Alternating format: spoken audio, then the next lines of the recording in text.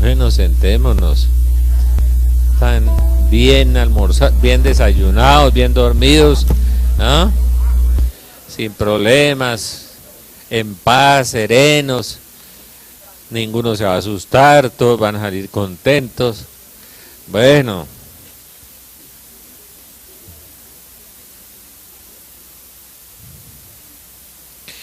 En el nombre del Padre, del Hijo y del Espíritu Santo. Amén. Padre Santo, Padre amado, te pedimos en el nombre de Jesucristo que envíes tu Espíritu Santo sobre nosotros ahora, aquí en este momento. Ven, Espíritu Santo, ven por medio de la poderosa intercesión del Inmaculado Corazón de la Virgen María, tu amadísima esposa. Atamos al corazón de María este seminario. Pedimos la intercesión de San José, terror de los demonios. Nos unimos a la Iglesia del cielo, del purgatorio, de la tierra, a la Eucaristía que se celebra en el mundo entero, al rosario que reza toda la Iglesia, a nuestro pastor mayor, el Papa Benedicto, a los santos arcángeles, San Miguel, San Gabriel, San Rafael. Con la sangre de Jesús, el nombre de Jesús y el dulce nombre de María, sellamos este seminario, este lugar, nuestras vidas, nuestros bienes espirituales y materiales, nuestro cuerpo, alma, espíritu, mente, corazón y vida, nuestro pasado, presente, futuro, todo lo que somos, lo que tenemos, lo que hacemos, este lugar, nuestras familias y nuestros bienes espirituales y materiales. Bendecimos a los que nos persiguen, oramos por los que nos hacen daño, rezamos por los que nos calumnian. Señor, cumplimos tu mandato y tu palabra, Señor. Queremos orar por todos aquellos que nos han hecho daño, Señor, bendícelos, Señor. Envía tus santos ángeles sobre nosotros, Señor. Que nuestro santo ángel de la guarda nos proteja y todos los santos ángeles de la guarda que hay aquí en este momento, Señor, de cada uno de nosotros. Nos guarde en este lugar y guarde todos nuestros bienes espirituales y materiales, nuestras familias, Señor. Ven, Espíritu Santo, ven y Creator Spiritus Mentes tuorum visita, imple superna gracia, que creasti pectora, cui ceris paraclitus, Altissime donum Dei fons vius ignis caritas spiritualis unsio. Ven, Espíritu Santo, renuévanos como en Pentecostés. Envía, Señor, tu Espíritu, abre las mentes, los corazones y los entendimientos de estas personas, Señor. Sánanos, libéranos y sálvanos. Virgen María, Madre de Dios y Madre nuestra, inúndanos con los efectos de la gracia de tu llama de amor, ahora y en la hora de nuestra muerte. Amén. San José, ruega por nosotros.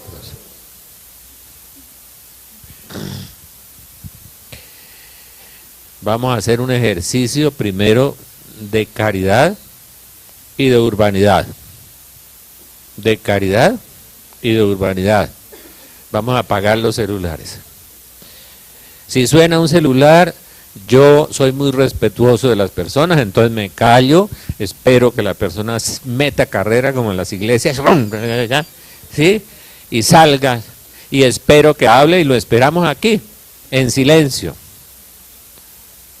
Es de muy mala educación hablar en los templos, en las conferencias. A mí me llaman mis hijos y me dicen, papá, ¿por qué nunca contesta el celular? Digo, porque siempre estoy hablando con una persona, apago el celular. Porque es muy fastidioso que esté hablando uno con una persona. Un momento. Eso es una grosería. Además, ¿sí? Se ha perdido la urbanidad, las relaciones humanas, todo ese aparato, el internet y el televisor acabaron con la humanidad. Ya los enemigos del hombre no son el mundo, el demonio y la carne, sino el televisor, el internet y el celular. ¿Sí? Y nos llevaron a una velocidad y a una angustia y a un estrés espantoso. Yo me imagino en la época de nuestros abuelos, que no había ni siquiera teléfono alámbrico. Cuando se moría el papá o la mamá, le llegaba la noticia a los 3 meses. Y no pasaba nada. No pasaba nada. Pero aquí lo llaman a uno, mijito, ya está el arroz caliente. ¿No? Bueno, por favor. Entonces mis hijos pelean, papá, ¿por qué no contesta el celular? Porque estaba hablando con otra persona. ¿Cómo lo va a contestar yo y hablar al tiempo con el otro?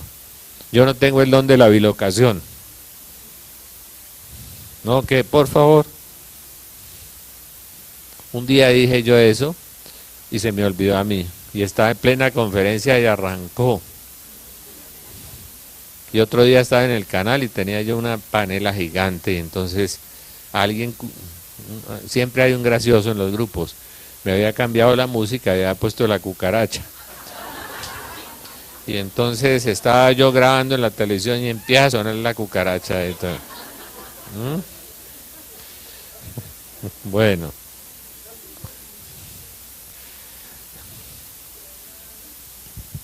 Yo no he visto a Benedicto hablando por celular, oiga. Todavía en la primera foto. Me imagino. ¿Ah? ¿Qué? Yo creo que no debe tener.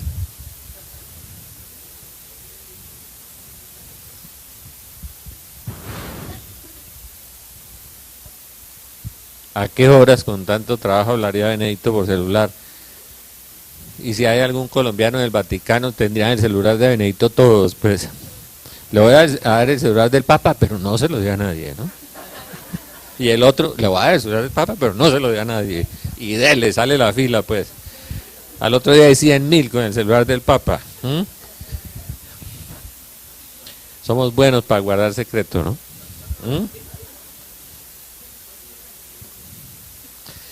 Un día les hablo lo que dice la Biblia sobre el secreto.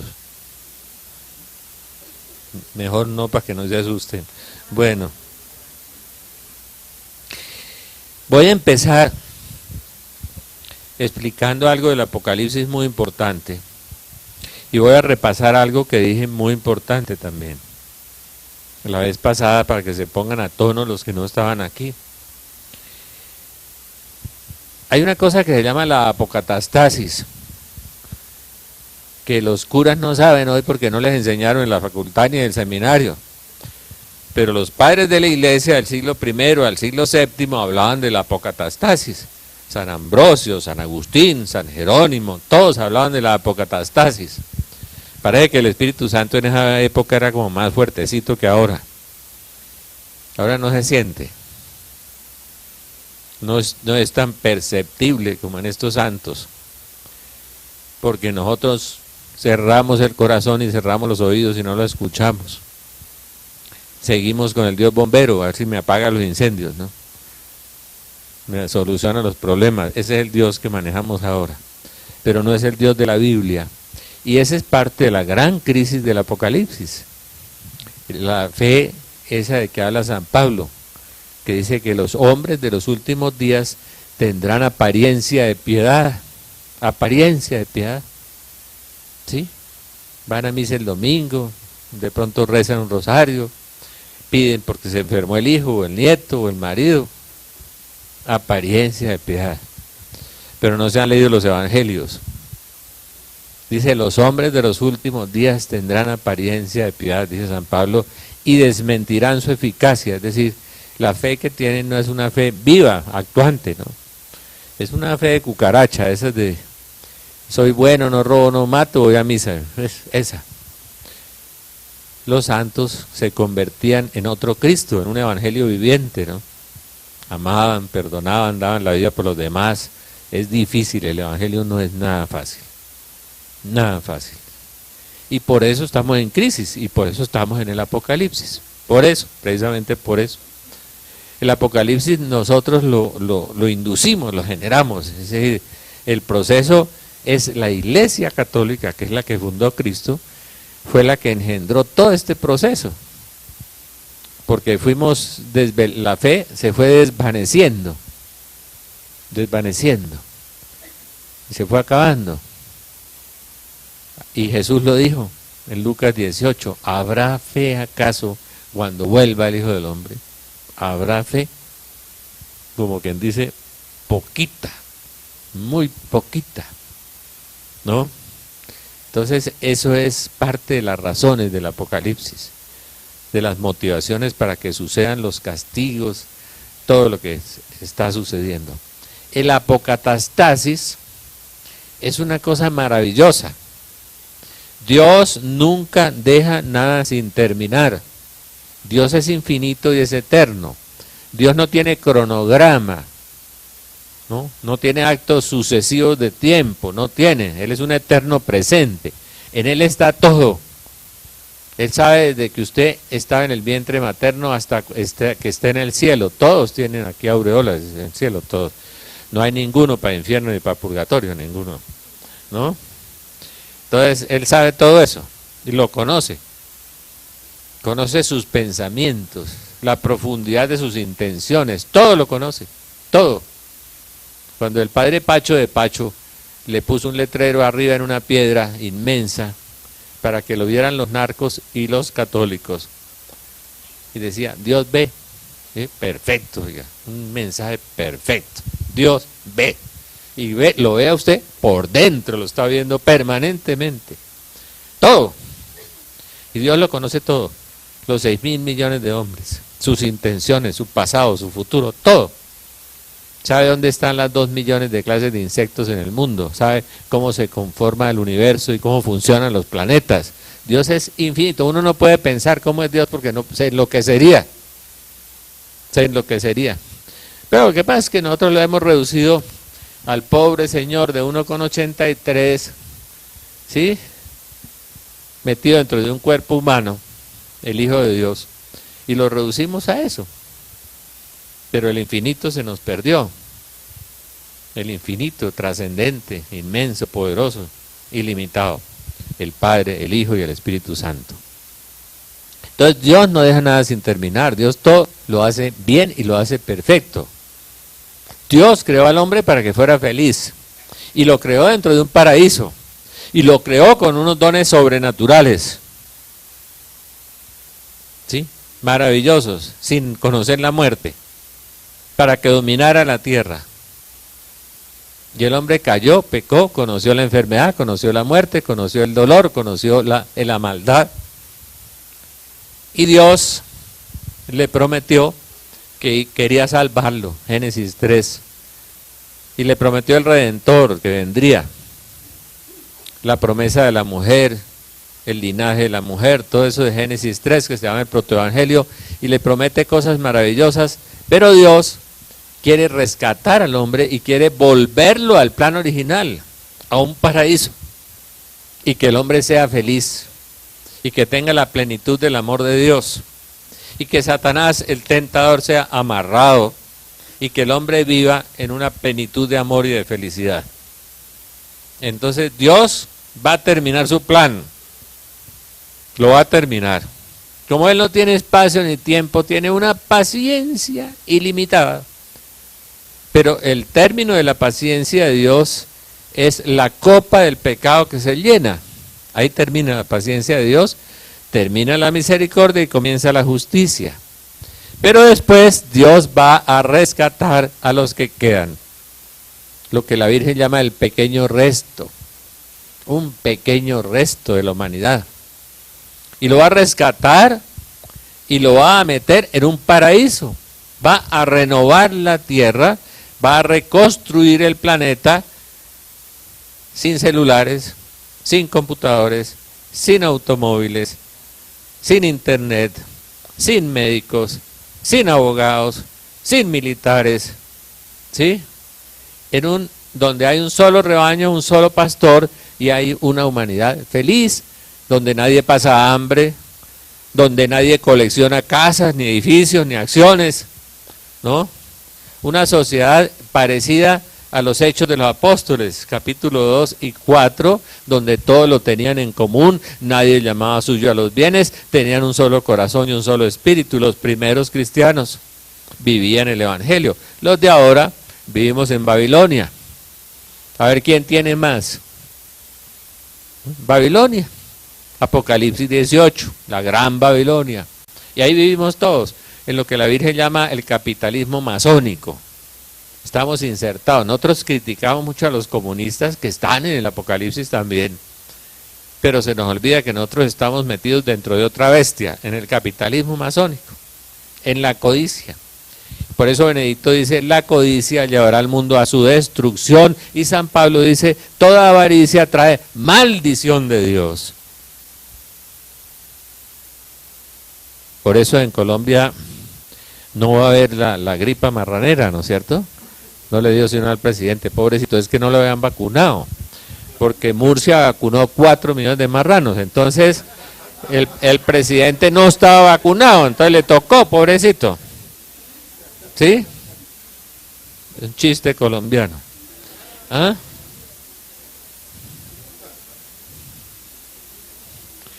La viejita que vende en la calle, que la entrevistaron, ¿no la vieron? Dijeron, uy, es que al presidente le dio VIH y es que todos tenemos nuestras autodefensas, dijo. ¿Ah? Ayer vi la entrevista, muy simpática además. ¿Ah? Una vendedora callejera. ¿Ah? Es muy colombiano el chiste, muy simpático además. ¿No? Muy simpático. Ayer lo vi en un noticiero, muy simpático. Bueno, muy colombiano. Por lo menos tenemos humor para no darnos cuenta de lo que está pasando. Ese es el humor, con el humor tapamos lo que nos está pasando. Bueno, entonces Dios va a recobrar su plan original y va a llevar al mundo, por eso el libro del Apocalipsis termina en Apocalipsis 21. Miren que creo cielos nuevos y tierra nueva, donde reina la santidad. Un mundo feliz va a crear Dios, va a recrear. Cuando uno lee la profecía de la Salet, que está en mi libro, El tercer secreto de Fátima, y la de la Virgen en Akita, Japón, que es la terminación de Fátima, ese libro es muy interesante, es por eso. Uno se da cuenta que tiene 33 segmentos. En 1846 Juan Pablo la llamó la reina de las profecías, la Salet, 1846 en Francia. Dura profecía. Yo nunca había visto a la Virgen echando maldiciones, y ahí sí soltó una terrible, ¿no? Maldición a los sacerdotes que por su mala vida, su amor al dinero, a las riquezas y a los placeres se han convertido en cloacas de impureza, dice. En 1846, donde no había habido estos escándalos terribles. Y habla de la nueva era, dice, los malos libros abundarán en la tierra. De la nueva era, Harry Potter, el caballo de Troya, el péndulo de Foucault, el 4x1, la metafísica, el control mental, el Feng Shui, el Reiki, toda esa religión satánica del anticristo, que van a ver hoy unas filminas muy interesantes, que está en Apocalipsis 12:15. El dragón vomitó agua para ahogar a la mujer. Es decir, el demonio vomitó la era de Acuario para ahogar a la iglesia. Y la tiene hasta aquí. Todos con los horóscopos, la metafísica, el control mental, la brujería, las cartas, la lectura del té, el tabaco, todo eso, la buena suerte, ¿sí? Los talismanes, la mate sábila, la herradura, la pata de conejo, todos. Ustedes no, porque no digo, las aureolas fluyen por aquí, los ángeles flotan aquí con ustedes. No se han metido en esa religión satánica del anticristo que tiene como 10.000 cosas. Uy, cuando hacemos seminarios de liberación aquí, qué cosa tan terrible, la gente está metida hasta aquí, ya no es hasta aquí, hasta aquí. Está asfixiada con la nueva era. Todo eso, ¿sí? Que la buena suerte, que la prosperidad, ahora la prosperidad es la que tiene éxito, ahora por eso las religiones evangélicas prosperan. Eso inventado por Satanás. Religiones sin cruz. Lindo, ¿no? Con cuenta bancaria todos, ¿no? Carro burbuja, chévere. Babilonia, la grande, Apocalipsis 18. Babilonia la grande. Todo es el capitalismo demoledor que nos arrasó a todos, la codicia. Y Dios tiene un plan perfecto. Es que los que sobrevivan al Apocalipsis de Juan, porque hay Apocalipsis de Daniel, hay Apocalipsis de Zacarías, hay Apocalipsis de Ezequiel, hay Apocalipsis de Isaías. El Apocalipsis está en 8.000 versículos de la Biblia desde el libro del Deuteronomio. Ustedes, como son tan católicos, ya se la leyeron toda, entonces ya conocen el Apocalipsis. Está desde el principio, desde el Génesis, está el Apocalipsis, hasta el final. Es un género en la Biblia. Y es un género escatológico, la escatología quiere decir el más allá. Y hay un más allá en un apocalipsis personal de cada uno que es a la hora de la muerte. Ese es el apocalipsis de cada uno. La escatología personal. Y hay una escatología, otros dicen escatología, pero la palabra no es correcta. La otra escatología cósmica es cuando Pablo dice la apariencia del mundo pasa. Romanos 8 dice que la tierra gime con dolores de parto porque anhela la libertad de los hijos de Dios. La tierra anhela ser libre nuevamente como era en el paraíso de Adán y Eva. Quiere volver a ser libre y quiere descontaminarse de toda la podredumbre que nuestros pecados sembraron en la tierra. Yo tengo una amiga mística y los mensajes los voy a poner ahí, de la mística de Medellín, de Envigado. Está a punto de morir. Yo creo que va a durar 3 o 4 semanas. Espero no ser profeta, pero espero que se muera porque ella quiere morirse, porque ha visto al Padre, porque ha sentido la presencia de Dios, porque el amor de Dios la ha invadido y ella ya no quiere estar en este basurero. Nosotros sí, estamos muy amañados, ¿no? Yo le pregunto a la gente, ¿cuántos se quieren ir para el cielo? Levanten la mano los que quieren ir para el cielo. Ay, qué maravilla, oiga, qué cantidad de santos. ¿Y cuántos se quieren morir esta tarde? Entonces, ¿se van a ir al cielo en ómni o en qué? ¿Ah? No se quieren ir. Es mentiras, ¿no? Ella sí.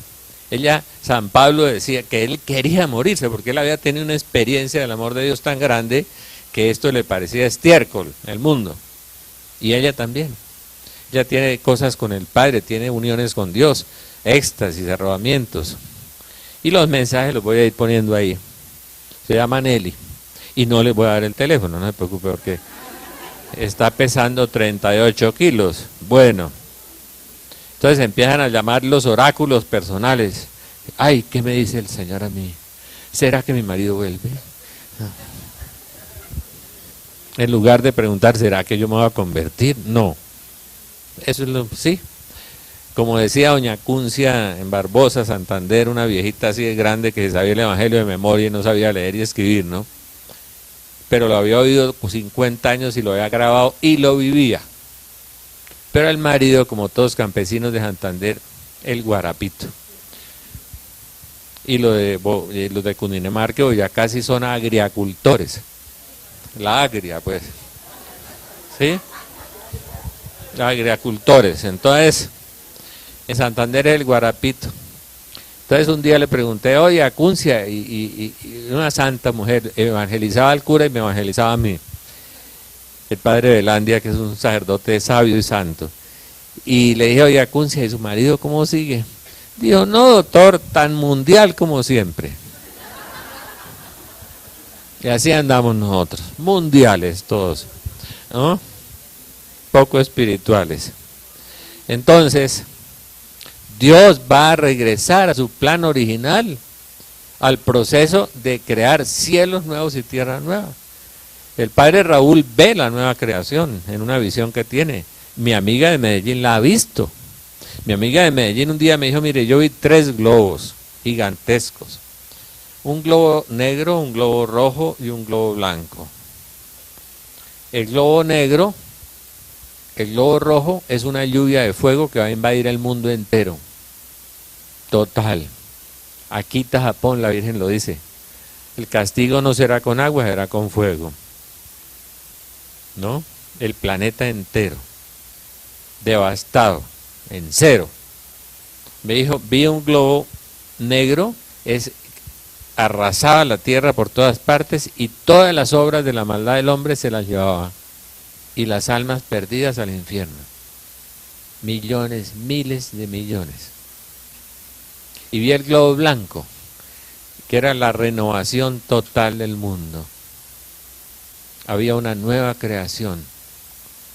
Y el padre Raúl me decía, yo veía como unas olas que bajaban, inmensas, blancas, blancas, blancas, de un blanco que yo no conocía, tan blanco que no lo conocía, que iban caminando sobre el planeta. Era un planeta con continentes diferentes.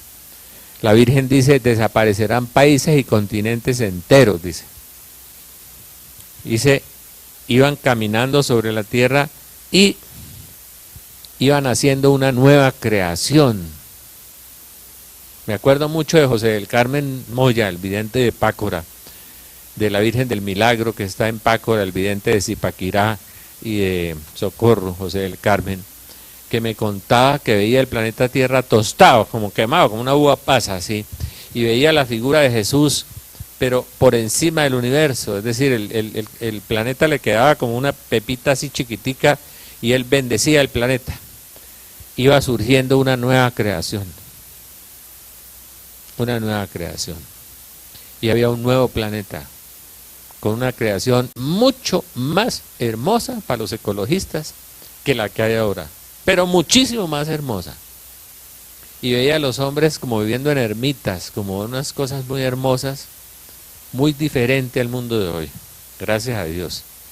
Sin internet, sin televisor, sin celular, sin militares, sin abogados. Qué maravilla de mundo ya. ¿Ah? Lindo. Cielos nuevos, tierra nueva, un solo rebaño, un solo pastor.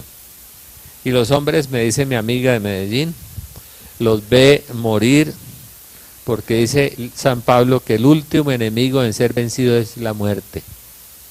El último enemigo en ser vencido es la muerte.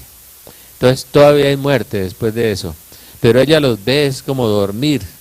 200, 300, 400 años viven y se van durmiendo y se van a las manos de Dios. En una paz inmensa, dice ella, los hombres. Un mundo diferente, un mundo de Dios, un mundo de amor, un mundo invadido por el Espíritu Santo, porque el profeta Isaías dice, la ciencia de Yahvé cubre la tierra, dice. O sea, es el Espíritu Santo, todo lo cubre. Y ya la vegetación, los agrónomos tampoco van a servir mucho, porque tendrán la presencia del Espíritu Santo y habrá una fertilidad y una feracidad inmensa en la tierra. Los árboles, dice Ana Catalina Emery, la mística, la beata Ana Catalina, que una mata de uvas no dará 20 racimos, sino que dará 100 racimos, que un racimo no tendrá 100 uvas, sino que tendrá 500. Y dice Ana Catalina que ella ve una cosa tan hermosa y tan grande en el mundo. Ha podido ser así, si hubiéramos querido. Pero oprimimos al hermano, le pagamos salarios injustos, hicimos toda la injusticia, aplastamos al prójimo, y Dios no le gusta todo lo que vaya contra el amor. Cada ser humano es imagen y semejanza de Dios. Cuando nosotros maltratamos o cometemos injusticia con un ser humano, estamos haciéndolo con una imagen y semejanza de Dios. Y nos están abonando eso allá en el juicio particular. Esas faltas contra el amor sí que son duras en el juicio particular. Todos comparecerán en el tribunal de Cristo. El apóstol Pablo dice, el que toda la vida fue tu abogado, a la hora de la muerte será tu juez. Perdón, lo dijo San Agustín. Y Pablo dice, todos compareceremos en el tribunal de Cristo, donde se verán todas nuestras obras, nuestros deseos, nuestras intenciones, nuestros pensamientos, todos en el tribunal de Cristo. Sandrita, la psicóloga nuestra que estuvo en el purgatorio, dice que uno se presenta al tribunal y uno no oye voces ni oye cosas, sino que uno ve su vida en un instante toda y la confronta contra esa inmensa luz del amor de Dios.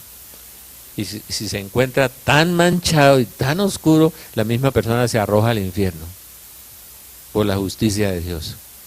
Y si tiene que ir al purgatorio, lo sabe y sabe por qué.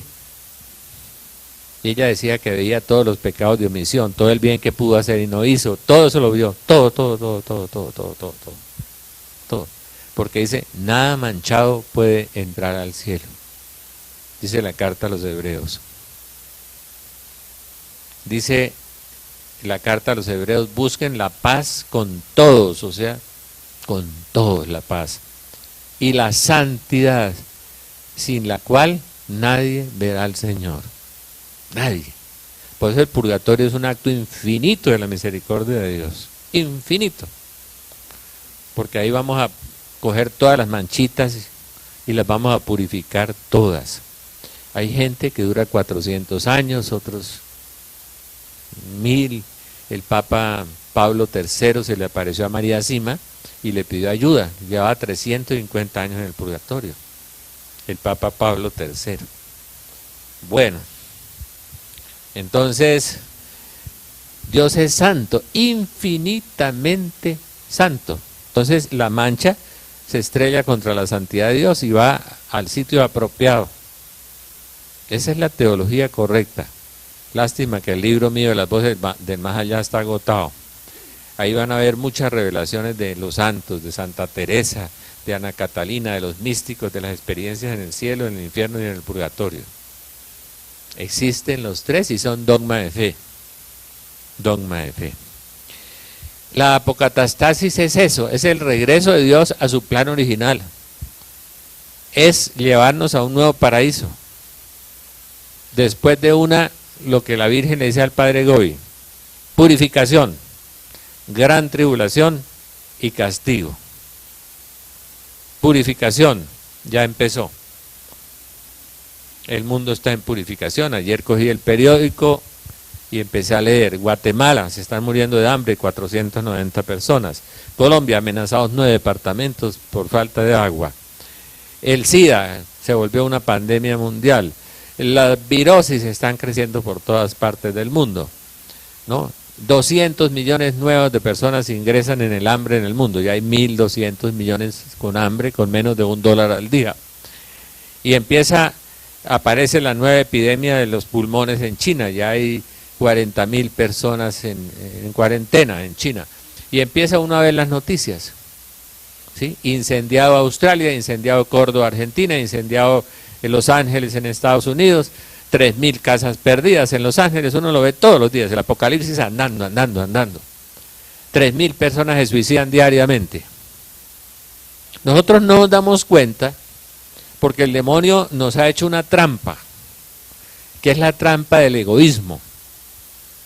Mientras yo tengo desayuno, almuerzo y comida y mi familia está bien, lo demás no me importa. Aunque se mueran 250 personas en Colombia de hambre, aunque se maten 8.000 personas en México, aunque la industria de la droga en Inglaterra sea de 520.000 millones de dólares al año, más grande que la del petróleo, aunque el señor Lula compre 15.000 millones de dólares en armas para atacarnos, haciéndose el santo Lula, peor que el vecino de aquí. Entonces, todo eso no lo vemos, no lo queremos ver además. Hacemos una cosa que los psicólogos llaman la negación. Niego, yo no quiero ver, ¿no es cierto? Y Jesús lo expresó de una manera diferente. En Mateo 24 y en Lucas 21, que es el Apocalipsis de Jesús, Jesús dijo, mire, estarán casándose, divorciándose, comiendo, bebiendo y haciendo negocios. Y vendrá como un ladrón, ¡tan! De golpe vendrá sobre ellos, porque no querrán darse cuenta de nada. Y dijo, será como en los días de Lot, será como en los días de Noé. En los días de Noé, Noé duró 100 años advirtiéndole sobre el diluvio y no le hicieron caso. Así será, dijo Jesús, como en los días de Noé y como en los días de Lot, que se destruyeron, ¿cuántas ciudades? 5, Pentápolis. Se destruyeron 5 ciudades con fuego. Dijo, así será, dijo Jesús, como en los días de Lot. Y nosotros no queremos darnos cuenta porque hicimos la negación. La televisión nos tapa todo. La radio, la angustia, el sobregiro, el almuerzo, la comida, todo eso nos tapa todo. Y yo sigo apegado a mi carro, sigo apegado a mi casa, sigo apegado a mis bienes, sigo apegado a todas las cosas. Y como en los días de Lot, como en los días de Noé.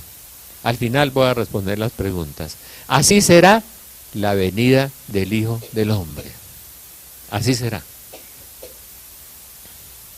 El Señor nos ha advertido todo. En los 8.000 versículos de la Biblia está todo. Pero si eso no fuera suficiente, el Señor a los santos les ha hablado durante siglos. Uno lee las profecías de San Nilo y empieza a ver la venida del anticristo. San Nilo, siglo V, allá un monje. Y le muestra a uno la sociedad de hoy completa, San Nilo. Las mujeres cómo se vestirán, cómo se comportarán en San Nilo. Uno lee San Vicente Ferrer en el siglo XVI y dice, cuando las mujeres se vistan como los hombres y tengan sus costumbres viles, velad porque el tiempo está cerca. La liberación femenina mal entendida. Las costumbres viles de los hombres. Les dio por imitarnos y nos imitaron fue en lo peor. Cuando las mujeres se vistan como los hombres y tengan sus costumbres viles. San Vicente Ferrer resucitaba muertos y tenía ese don de profecía. Santa Hildegarda, Santa Brígida, San Juan Bosco, Santa Gemma Galgani, la Beata Ana María Talli, Ana Catalina Emery, etcétera, etcétera, etcétera, etcétera, con 30.000 etcéteras. El Señor nos ha ido advirtiendo a lo largo de la historia en su única iglesia. Los evangélicos no tienen místicos y no tienen esos profetas, no los tienen. Pero allá vamos también, porque San Pablo dice, los hombres de los últimos días irán de acá para allá por el prurito de oír novedades. Andarán de un lado para el otro. Otra profecía de San Pablo sobre las características de los hombres de esta época. La curiosidad. Vamos a la iglesia de la prosperidad. Vamos, ¿no? Vamos donde ese pastor que tumba a la gente. ¡Pum! Vamos porque allá la música es más chévere. Ya rumba, aquí pues sonido. Vamos, vamos, vamos, vamos. Y van yendo, y van yendo. Y falsos profetas en los grupos de oración. Mateo 24, 24. Falsos profetas. Así, mire. Ay, hay un instrumento allí, mijita. Caminamos a verlo. Y no han leído un evangelio completo y se van a oír al instrumento allá. Y en la Biblia no usa la palabra instrumento en ninguna parte. Yo no sé dónde lo sacaron. El único instrumento fue un hacha que se le cayó al fondo a Eliseo, no más. El único instrumento bíblico. Un hacha. Falsos profetas, así mire. De cada 100 profetas de esos grupos de oración hay uno bueno. Y el demonio regado, feliz con todos nosotros, con la curiosidad nuestra. La Biblia es muy rica. Pero si no fuera suficiente, todo lo de los santos y los místicos, la Virgen hace 100.000 apariciones en 400 lugares en el siglo XX. 100.000 apariciones. En Garabandal hizo 2.000. En Yugoslavia lleva 1.800. En San Nicolás de los Arroyos lleva como 800. En Argentina, de las buenas. Porque cada vez que la Virgen hace una aparición buena, el diablo hace 15 malas. Cuando la Virgen se apareció en Lourdes, en 17 pueblos circundantes hubo apariciones marianas del diablo. Y nosotros sin discernimiento, los curas tampoco. Y entonces la gente en un caos y en una confusión terrible. Falsos profetas, que engañarán, si fuera posible, a los mismos elegidos, dice la Biblia. A los mismos elegidos, lo dijo Jesús. Las señales del Apocalipsis son evidentes. ¿Ustedes creen que la Virgen fue a tomar gaseosa? Pues. Y la gente iba a las apariciones marianas, generalmente, la curiosidad es que allá el sol baila, hermano, baila. Y se baila, y echa luces. Tómele un retrato, tómele una foto, que mostrarle a mi marido, a ver si se convierte en mi marido. A ver, no, pero ella no se ha convertido todavía, pero a ver si se convierte en marido. ¿Ah? Yo he visto bailar el sol, la última semana lo vi desde la ventana en mi casa. La Virgen sabe, yo ya no le paro muchas bolas. Porque por el prurito de oír novedades. Eso. Aquí está la sustancia, los 4 evangelios que los estaban vendiendo ahí a 5.000 pesos. Me compré un librito de los 4 evangelios para venderlo aquí, chiquitico, porque dije, donde vean este dicen, uy, qué mamera, qué oso, ¿no? Qué cosa tan grande, hola. Cosa tan grande. Claro que ya se leyeron los 8 tomos del Caballo de Troya, eso sí. satánico además, de unas sesiones de espiritismo en Estados Unidos, y el autor confesó que tenía pacto con Satanás para vender los libros, pero allá lo tienen en la casa, ¿no? Y el 4x1 de Connie Méndez también está en la Biblia, y también la Virgen lo dijo en la Salette. Estamos en la olla, le cuento. Pero eso es una señal muy buena. A mí me encanta. Yo me pongo feliz, porque en Lucas 21 Jesús dijo una cosa de una esperanza muy grande. Cuando ustedes vean que suceden estas cosas, levántense, porque se acerca su liberación. Alégrense, se acerca su liberación. Yo le digo a la gente, usted está muy amañada con este mundo, ¿no es cierto? Ay, sí, es que tengo un carro Zafira, Shakira, una cosa esa. Tengo una veo, no veo, y tengo otra.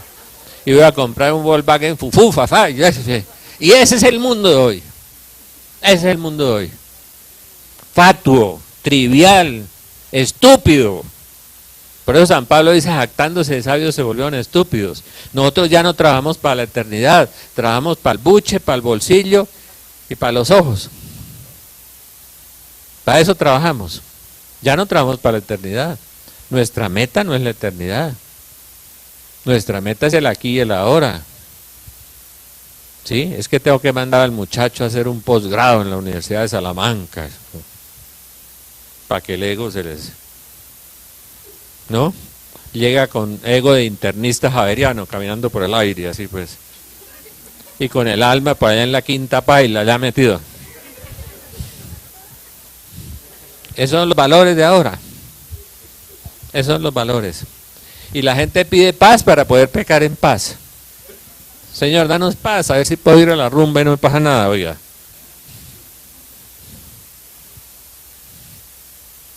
No amamos a Dios, ¿no? No lo amamos. Por eso el mundo está así de loco, porque no ama a Dios. Y Dios sí nos ama, y Dios nos quiere dar un mundo maravilloso. Esa es la apocatastasis. Perdóneme que me extendí mucho con la apocatastasis, que es muy importante. Y ese es el comienzo de por qué el Apocalipsis. Estamos en la purificación. Vamos a entrar en la gran tribulación. Que dice Daniel. Daniel es un profeta apocalíptico, casi todo, con excepción del capítulo 7 al capítulo 12 es Apocalipsis. Puro. Dice Daniel eso. Daniel 12. Cuando dice, en los últimos días surgirá Miguel, vuestro príncipe, que defenderá al pueblo de Dios. San Miguel Arcángel, que defenderá al pueblo de Dios en los últimos días. Y dice, y habrá una tribulación, una angustia en el mundo, como no la hubo antes ni la volverá a ver. Y Jesús lo repite. Toma a Daniel y lo repite, porque es el mismo Espíritu Santo el que guiaba a Daniel y a Jesús. Una tribulación como no la hubo antes ni la volverá a ver. ¿Cómo será de terrible? Y el castigo, cuando a Conchita, la vidente de Garabandal, que vivía en Nueva York, porque se casó con un obrero norteamericano, un hombre muy bueno, y ahora vive en Fátima. Eso quiere decir que está cerquita lo de Garabandal, porque ella se va a vivir a Fátima con el marido. Le preguntaron, Conchita, ¿cómo va a ser el castigo? Dijo, preferiría que mis hijos estuvieran muertos.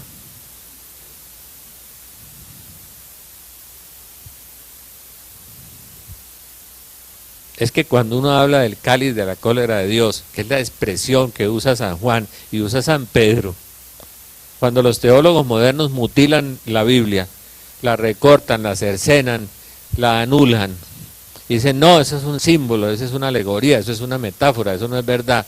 ¿Que no es verdad? Espere y verá. En Santander, espere tantico. Y verá. San Pedro habla del cáliz de la cólera de Dios. Y dice, y los cielos en llamas se disolverán, y los elementos abrasados se fundirán. Eso no lo dice un pescador del siglo I. No era capaz de escribir una frase de esas. Tenía que ser el Espíritu Santo. En la segunda carta de Pedro, los cielos, y lo repite 2 veces, los cielos en llamas se disolverán, los elementos abrasados, los elementos se fundirán. Me decía Jorgito Cuadros, un profeta que hay en Bucaramanga, gracias a Dios vive en Bucaramanga, porque no mañana todos andaban aquí a la pata, pues. y me decía que él vio la lluvia de fuego, que él veía el arrebatamiento, que él veía cómo la lluvia de fuego derretía a las personas. No van a decirme como una señora de estrato 6 plus que una vez dijo, ay doctor, y yo quedo con mi carrito a la... ¿Ah?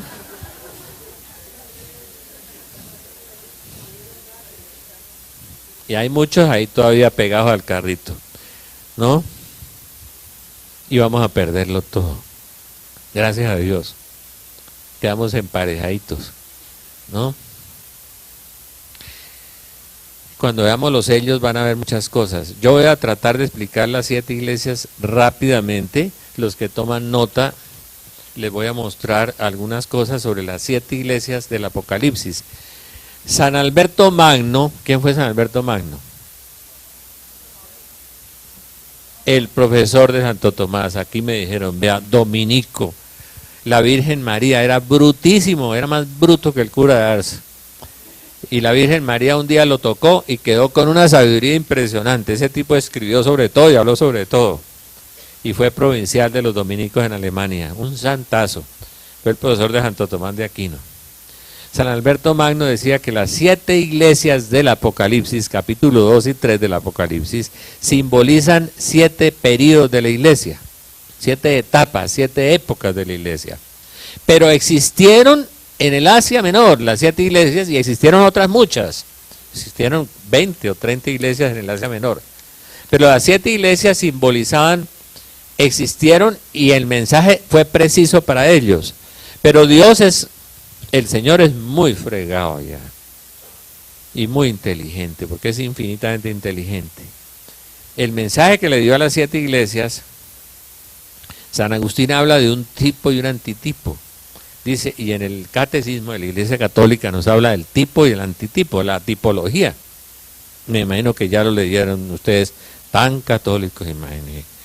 Catecismo de Juan Pablo II y de Benedicto. Aquí está el Apocalipsis también. Entonces, dice San Agustín, lo que fue es figura de lo que va a ser. O sea, la iglesia de Éfeso existió. San Juan fue obispo de Éfeso, allá vivió la Virgen. La iglesia de Éfeso existió. Pero es figura de una etapa de la iglesia también. En el Apocalipsis hay 3 momentos, se los voy a leer para que ustedes, los que están escribiendo, los copien.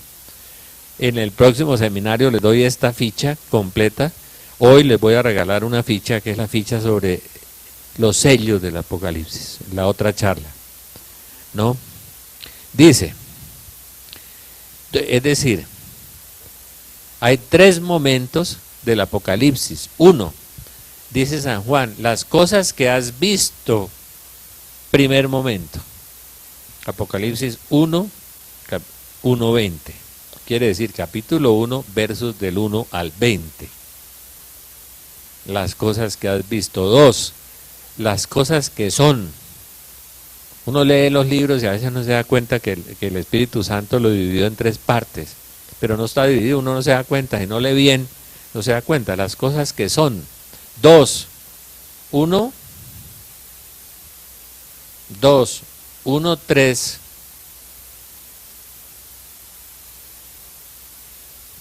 Las cosas que son. 2, 1, 3. Y 1, 3, 2 también. 3. Las cosas que sucederán después de estas.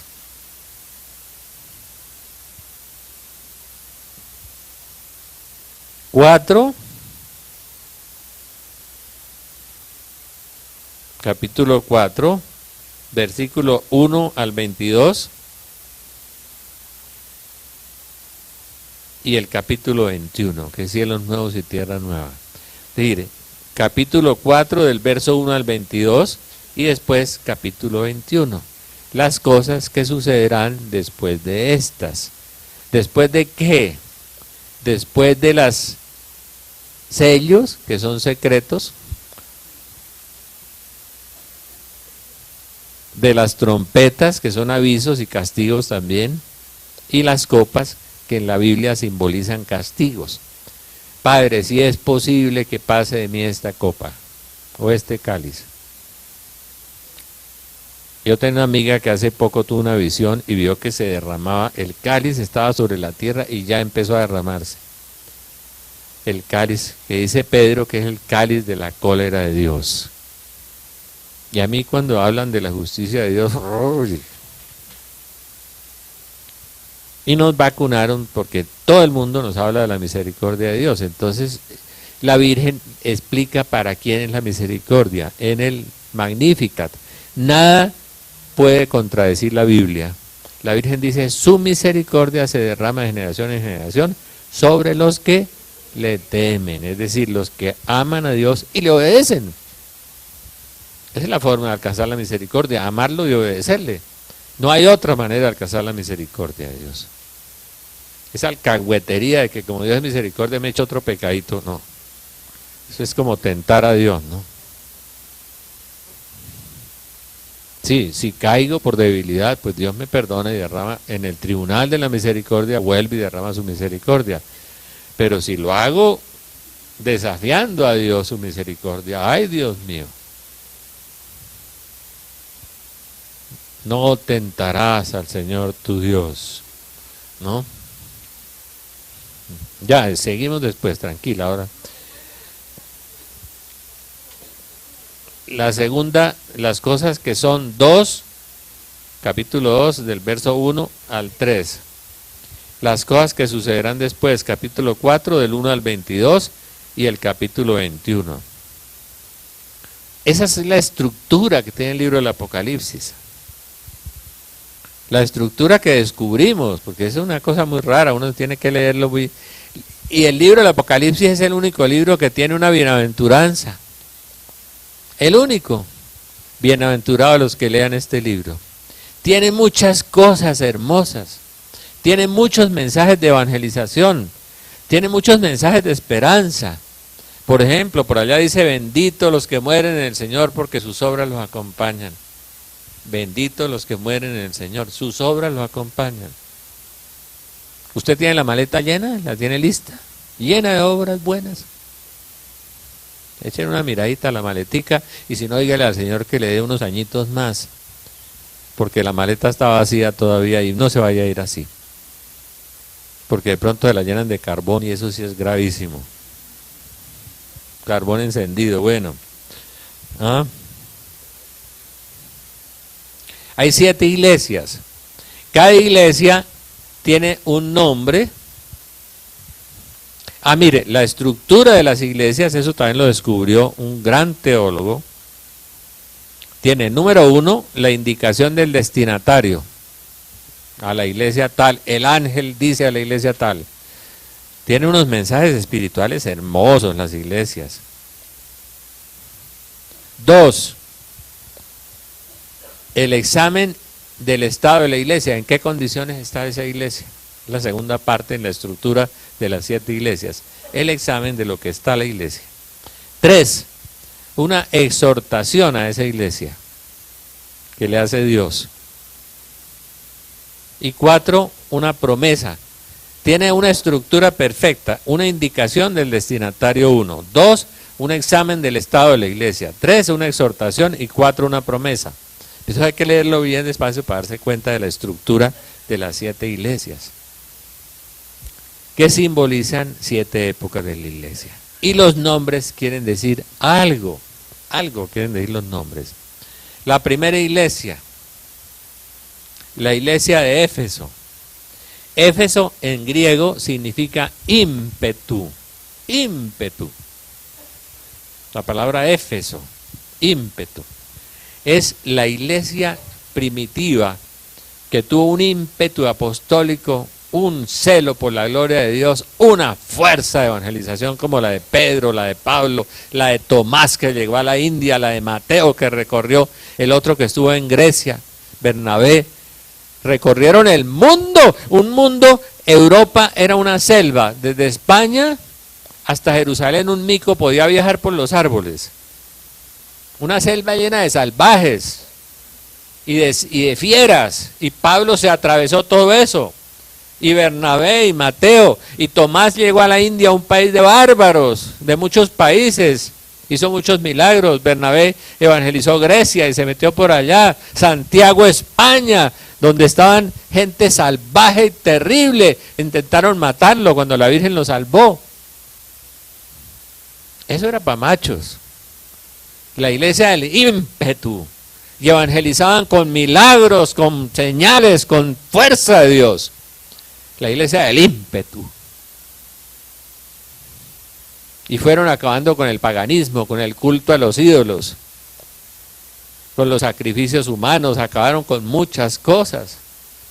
Introdujeron un verdadero cristianismo, no el cristianismo ese paniaguato de ahora, pues. Fofo y bobo. No, era un cristianismo radical. Todo lo tenían en común las comunidades. Un solo corazón, un solo espíritu, hacían milagros, profetizaban. Se reunían en comunidad, compartían. La iglesia del ímpetu, la iglesia de Éfeso. La iglesia que sigue es la iglesia de Esmirna, y Esmirna significa mirra, martirio. Testigo quiere decir mártir, mártir quiere decir testigo. Vienen 10 persecuciones del Imperio Romano contra la iglesia. Un mundo que no tenía más de 300 millones de habitantes. La iglesia colocó 10 millones de muertos en los circos romanos, en todas partes, decapitados, asaeteados con flechas, perseguidos, porque iban contra todos los dioses paganos. Era una nueva religión que predicaba el amor, predicaba el perdón, predicaba la paz. Todos los acusaron de toda clase de cosas. Y es la iglesia de Esmirna, la iglesia de la mirra, y mirra significa sufrimiento. Al Señor le dieron oro, incienso y mirra. Oro para significar la divinidad de Él, incienso la alabanza y la mirra el sufrimiento. Por eso tenía ese símbolo en el Señor eso. Y la Virgen usó la mirra para embalsamar a Jesús. La iglesia de Esmirna, 10 millones, decía Tertuliano, en las 10 persecuciones famosas. Te mandaré 10 días a la cárcel, dice, 10 persecuciones. Y la sangre de mártires, semilla de nuevos cristianos. Y en las persecuciones del anticristo habrá mucho más mártires y mucho más dolor que en esa época. Y será mucho más cruel la persecución, será con psicología y con tecnología. Y como hacía Fidel Castro con los psicotrópicos, que mató 500.000 católicos, los encerraban en las celdas y les botaban las llaves, donde el gran comandante fusiló a mucha gente, encerró a mucha gente.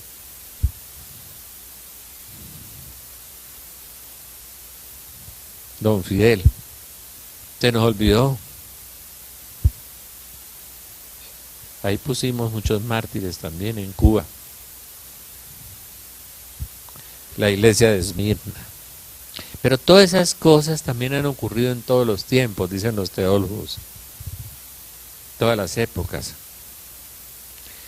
La iglesia de Pérgamo es la iglesia del papiro. Pérgamo significa papel. Es la iglesia de los padres de la iglesia. San Ambrosio, San Atanasio, ese gran defensor de la fe, apologista, Tertuliano, Orígenes, San Agustín, con esos 42 volúmenes que nos deja, con esa sabiduría inmensa del hombre más inteligente del mundo, que se convierte después de haber sido maniqueo, o sea, creía en el bien y el mal como si fueran iguales, y predicaba cosas horribles, y se convierte San Agustín, y se genera un monstruo de santidad, el más sabio de todos los santos y el más santo de todos los sabios.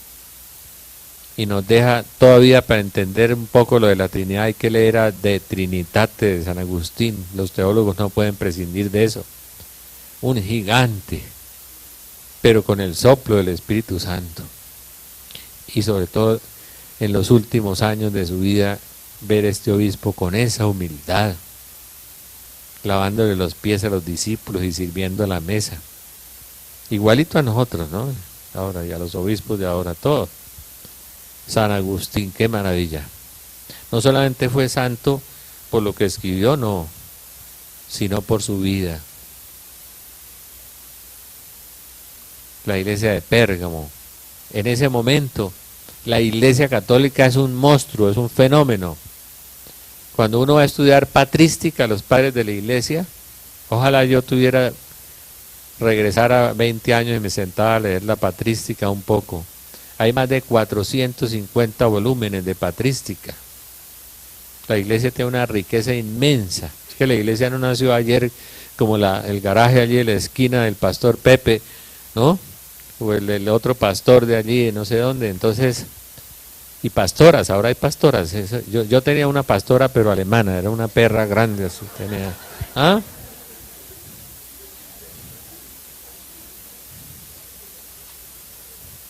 Y la gente come esas bobadas sola. Y la iglesia católica con esa inmensa riqueza, la patrística. El padre Gabriel Londoño estudió patrística en Roma. Los padres de la iglesia nos dejaron una riqueza infinita para leer, pues. Yo tengo un amigo que le tengo una santa envidia, se leyó los 42 tomos de San Agustín. Yo apenas leo a veces cositas de San Agustín. Cada frase, qué profundidad, cada cosa tan grande de él. Y escribiendo en cuero de cabra y de cuero de burro con antorcha y de noche, porque de día ejercía de obispo. De noche. No le dio mamera, ni oso, ni tenía computador para consultar nada, no. Los gigantes del Espíritu Santo. La iglesia de Pérgamo simboliza esa época de la iglesia tan gloriosa, tan grande, de los grandes autores, los grandes escritores de la iglesia. Todavía bebemos de ahí. Yo veo libros de evangélicos citando a los padres de la iglesia y digo, ¿no se les ocurrirá que esos eran católicos y que iban a la Eucaristía todos los días como San Ignacio de Antioquía, que todos los días celebraba la Eucaristía? En el año 130 era obispo y celebraba la Eucaristía y no aparecen los evangélicos en ninguna parte hasta el siglo XVI. No se nos ha ocurrido pensar en eso, ¿no? Era una iglesia con papa, con obispos, lo mismo que la nuestra. Sin pastoras. La iglesia de Tiatira. Tiatira significa triunfo. Tiatira significa triunfo. La iglesia triunfa en el Imperio Romano. La iglesia se vuelve católicos, católica, o sea, universal. Está en el mundo conocido hasta entonces. Y sigue creciendo por el mundo conocido. Cuando el Espíritu Santo en las épocas de crisis despierta a esos grandes santos como San Francisco de Asís, cuando Francisco de Asís hay 5.000 franciscanos cuando él muere, evangelizando el mundo. Cuando Ignacio de Loyola muere, había 3.000 jesuitas evangelizando la tierra, en todas partes del mundo. Por obra del Espíritu Santo, sin planeación estratégica, sin contabilidad de costos. Y salían y se disparaban por el mundo entero. Estos antiguos y santos jesuitas como Francisco Javier, que resucitó 123 muertos, y nosotros no le medimos ni a una gripa, pues. El que crea en mí hará las cosas que yo hago y mayores aún. Mayores, dijo Jesús. Y Francisco Javier las hizo mayores.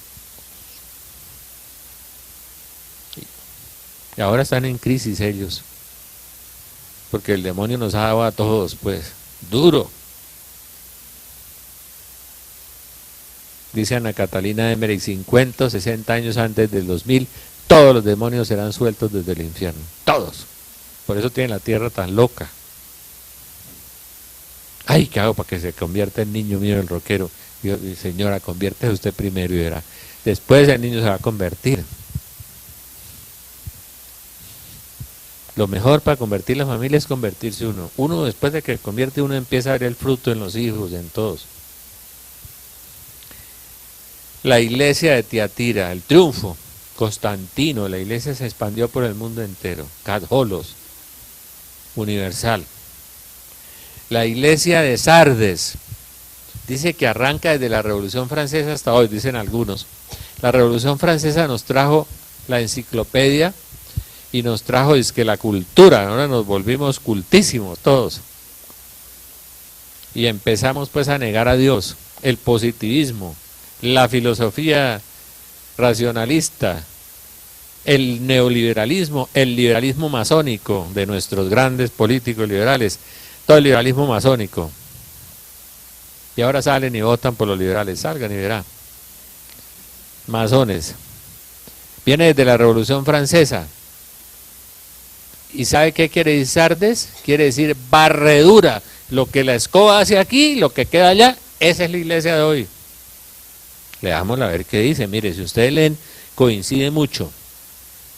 El ángel dice a la iglesia de Sardes, ustedes van a leerlas todas. Esto dice el espíritu, uno de los 7 espíritus y de las 7 estrellas. Conozco tu conducta. Tienes nombre como de quien vive, pero estás muerto. Tienes nombre de vivo, pero estás muerto. Ay, yo soy católico, cristiano. Tienes nombre como de quien vive, pero estás muerto. Dice, esa es la iglesia de hoy, la de Sardes. Ponte en vela, es decir, póngase en vela. Reanima lo que te queda y está a punto de morir. Pues no has encontrado tus obras llenas a los ojos de mi Dios. Acuérdate, por tanto, de cómo recibiste y oíste mi palabra. Guárdala y arrepiéntete. Leámosla primero, ¿no? Y después guardémosla. Guárdala y arrepiéntete. El primer mensaje de Jesús en Marcos, en el capítulo 13, es arrepiéntanse, conviértanse. Guarda la palabra y arrepiéntete. Acuérdate de cómo recibiste mi palabra. Es decir, acuérdate de la primera iglesia, con ímpetu. Guárdala. Mire que la iglesia de Sardes coincide con hoy. El Papa Pío XI se dio cuenta. Porque si no, vendré como un ladrón y no sabrás la hora en que vendré sobre ti. El Papa Pío XII, en su primer discurso, ese Papa tan maravilloso, que hablaba 24 idiomas, hablaba 12 más que Juan Pablo. El Papa Pío XII decía, estamos en esa iglesia, él mismo lo dijo en su primer discurso, ahí estamos. Tienes nombre de vivo, pero estás muerto. Reanima lo que te queda y está a punto de morir. Arrepiéntete, guarda la palabra y arrepiéntete. Mire, estoy leyéndoles apenas una iglesia para que veas cómo la Biblia coincide en una forma increíble. El espíritu de profecía es tremendo porque Dios todo lo ve desde la eternidad y nos conoce. Por eso el mismo Pablo nos dice, tendrán apariencia de piedad. Es la religión del taxista. Yo le digo, los colombianos todos somos con religión de taxista. Yo no robo, no mato y no le hago daño a nadie. Ese es. Pero no es el evangelio, ¿no? Mansos, humildes, misericordiosos, perdonadores, servidores, que dan la vida por los demás. Difícil. La iglesia andarán conmigo con vestidos blancos. Dice, sin embargo, tienes unos pocos que no han manchado sus vestidos. Unos pocos que no han manchado sus vestidos. Sí, la Madre Teresa para allá y las monjitas y unos pocos laicos. Yo conozco laicos bien comprometidos y algunos sacerdotes muy buenos conozco. Unos pocos tienes que no han manchado sus vestidos. A eso les pondré vestiduras blancas, dice. La vestidura de los salvados de la gracia. Bien, la iglesia de Sardes. Ahora viene la iglesia de Filadelfia. Filadelfia quiere decir reconciliación entre hermanos. Hay quienes dicen que habrá una reconciliación nuestra con la iglesia ortodoxa, que Benedicto la está empujando, que se separó hace 1000 años y no obedecen al Papa, pero son más juiciosos que nosotros. más juiciosos. Yo admiro a los ortodoxos rusos, a los ucranianos, a los de Armenia. Son así, mire. Dice que va a haber una reconciliación con ellos. Filadelfia quiere decir reconciliación entre hermanos. Yo los admiro mucho. Los sacramentos son hermosísimos, tienen los 7 sacramentos, tienen sacerdotes, obispos, y son válidos, ¿no? Porque tienen la sucesión de los apóstoles también. Pablo VI empezó a arrimarse a ellos, Juan Pablo también, y Benedicto se está aproximando mucho. Y en muchas cosas nos dan ejemplo.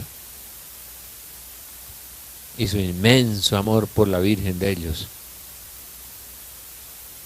Además han generado grandes santos también. La Iglesia Ortodoxa. Dicen eso, no sé si será verdad, pero dicen eso. Y la iglesia de la Odisea, la séptima iglesia, es la iglesia del juicio. La Odisea significa juicio. Juicio. Juicio, es el juicio de las naciones. No es el juicio final. El Apocalipsis no es el fin del mundo. No sigan hablando del fin del mundo, que la Biblia no habla de eso. Es el fin de los tiempos, el fin de una era y el comienzo de otra. La iglesia de la Odisea es el juicio de las naciones, no es el juicio final. La Virgen habla del juicio de las naciones, dice que Dios juzgará a las naciones ahora, en esta época. Juzgará el comunismo, juzgará el capitalismo, Babilonia, el dragón rojo que es el comunismo, y nos juzgará a todos. Y ese castigo final es el juicio de Dios sobre las naciones. Sobrevivirá un pequeño resto. ¿Cuántos? No sé. Y con ese pequeño resto, dice la Virgen en Hede, en Alemania, con ese pequeño resto reconstruiré mi iglesia, dice. Y habrá un solo rebaño y un solo pastor. Y habrá amor, y habrá paz, y habrá justicia. Es un mensaje de esperanza para los que creen y viven, porque mis queridos hermanos, no basta creer en Dios. Yo trabajé con un santo, Monseñor Alfonso Uribe Jaramillo, el obispo carismático, que escribió 30 libros, que tenía 5 seminarios llenos, 10 fundaciones. Decía, no basta creer en Dios, para convertirse hay que creer en Dios, creerle a Dios y obedecer a Dios. Creer en Dios, creerle y obedecerle. Esa es la conversión. Creer, el demonio cree y tiembla también. También cree. A mí me dicen los taxistas, es que soy tan creyente, yo no sé en qué, pero bueno. Y yo le pregunto, ¿y usted es tan viviente? No hay que ser creyente y no viviente. Voy a orar, Carlitos, voy a ver si tenemos tiempo de hacer oración porque los están invitando a comer almojábanas, garullas, empanadas, pero así de grandes, porque es que yo no sé qué Pina es muy generosa porque les hizo unas almojábanas así. Les aseguro que no hay empanadas vaticanas. ¿Sabe cómo son las empanadas vaticanas? Pura papa.